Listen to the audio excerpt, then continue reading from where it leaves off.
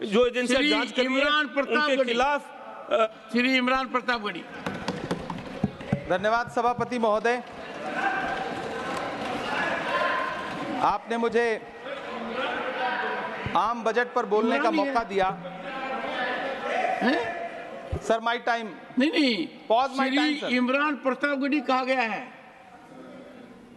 Sir थोड़ा सा इसकी जांच कराओ। मैंने कहा यहाँ प्रमोद प्रतापगढ़ी भी बैठे।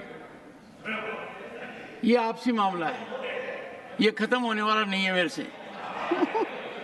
इसकी जड़ें बहुत गहरी गई हुई हैं, मैं रोज देखता हूँ ये जड़ें गहरी होती जाती हैं। इमरान प्रतापगढ़ी। धन्यवाद सभापति महोदय।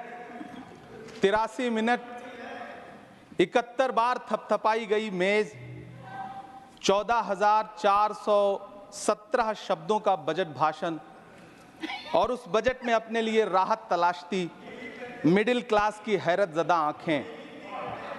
सभापति महोदय, मेरे हाथों में जो दस्तावेज है दरअसल ये देश के किसानों, गरीबों, मजदूरों की उम्मीदों का स्मारक है।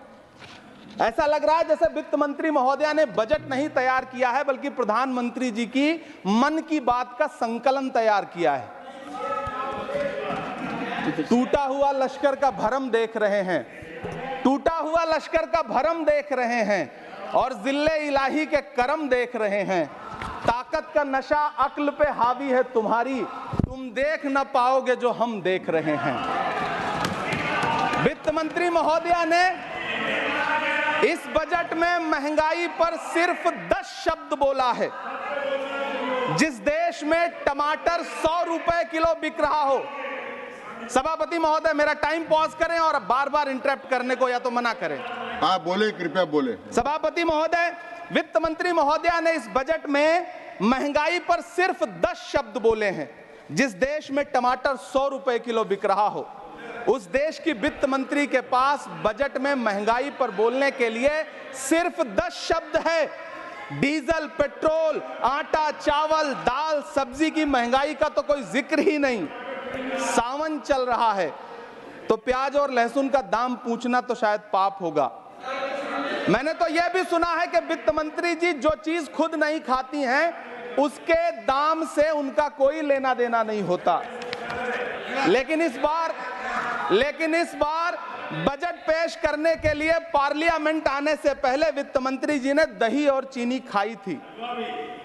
अब तो उनसे यह पूछा जा ही सकता है कि उन्हें दही, दूध और चीनी का रेट तो इन दिनों पता ही होगा।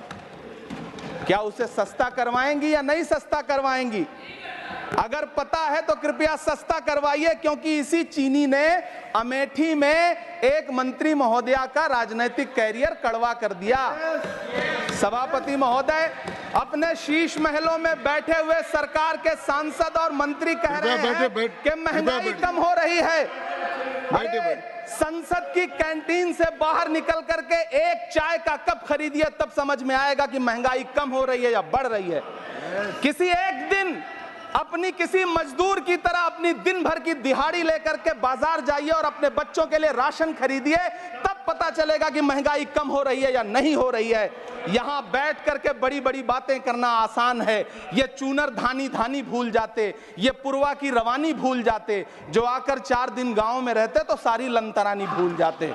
सभापति महोदय, इलेक्टोरल बॉन्ड खरीदने के नाम छुपाने वाली सरकार, इलेक्टोरल बॉन्ड खरीदने वालों के नाम छुपाने वाली सरकार इन दिनों आम के ठेला लगाने वालों के नाम जानना चाहती है। मुझे तो होटलों, ढाबों या आम के ठेलों पर नेम प्लेट लगवाने वालों से पूछना है कि कभी खून की बोतल पर देखा है किसी का नाम लिखा हुआ? मुझे पूछना है कि क्या कोरोना के दौरान अपनी उखड़ती हुई सांसों के लिए ऑक्सीजन तलाशने वाले किसी इंसान ने ऑक्सीजन लाने वाले किसी इंसान से पूछा था कि ऑक्सीजन लाने वाला इंसान हिंदू है या मुसलमान है?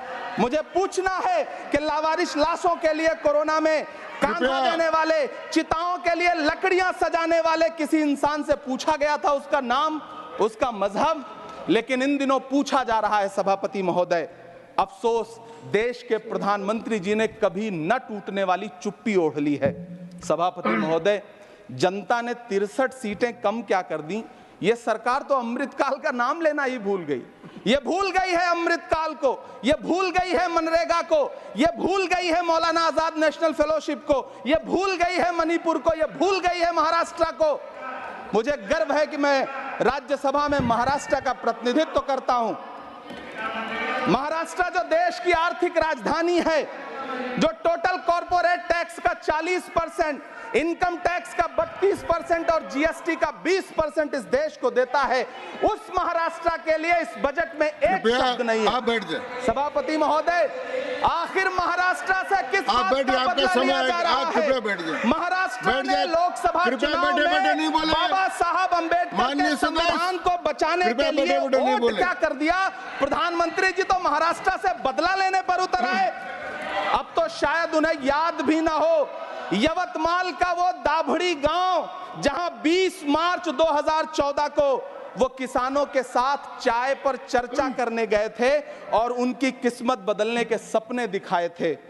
उसी यवतमाल में पिछले 6 महीने में 132 किसानों ने आत्महत्या की है। सभापति महोदय, महाराष्ट्र में हर महीने 209 किसान आत्महत्या कर रहे हैं। राज्य सरकार द्वारा सौंपा गया आंकड़ा बताता है कि 1 जनवरी से 31 मई के बीच 1046 किसानों ने आत्महत्या की है। लेकिन अफसोस, इस बजट में महाराष्ट्र के किसानों के लिए कुछ भी नहीं है। किसानों से चिढ़ी हुई सरकार ने बजट में किसानों के एमएसपी की लीगल गारंटी नहीं दी। लेकिन याद रखिएगा, जो किसान का नहीं वो हिंदुस्तान का नहीं। सभापति महोदय, मुझे वित्त मंत्री जी से पूछना है कि वो जो कुछ साल पहले 100 स्मार्ट सिटी बनाने का ढोल पीटा गया था, सुना है उस ढोल में पानी भर गया है, इसीलिए आपने उसका नाम बदल करके सिटीज ऑफ ग्रोथ हब्स रख दिया है। अच्छा है, नाम बदलने का खेल खेलते रहिए। आपकी कई सरकारें तो इसी वजह से चल रही हैं। इस सरकार को पढ़े लिखे लोगों से दिक्कत है सभापति महोदय, इसीलिए इस सरकार ने यूजीसी का बजट 66% कम कर दिया है। वाह री सरकार।